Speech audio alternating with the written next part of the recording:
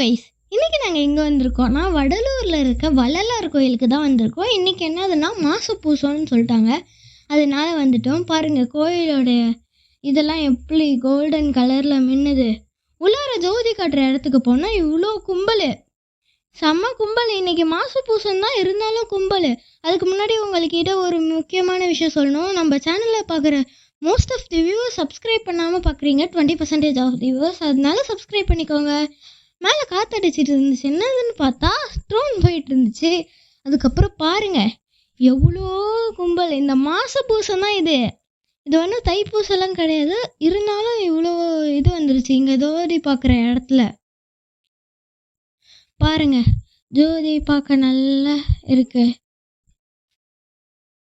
அப்படியே வெளில வந்து வள்ளலார் கும்பிடுற இடத்துக்கு போகலான்னு போனால் அப்படியே கும்பிட்டுட்டு விபூதியெல்லாம் வாங்கி பூசிக்கிட்டு வெளில வந்துட்டோம். வெளில வந்தால் இப்படி நிறைய விளக்குலாம் எரிய விட்டுருந்தாங்க.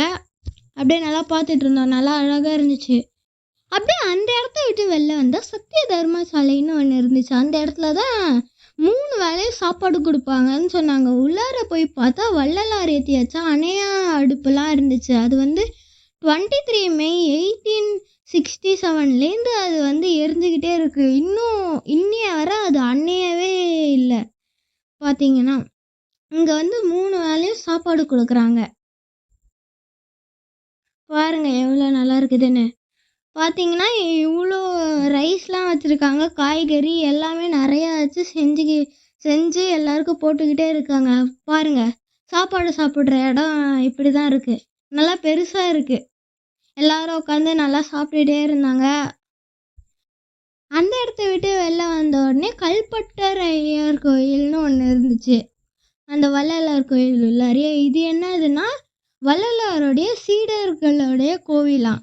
சரி அப்படின்னு உள்ளார போய் பார்த்தோம்.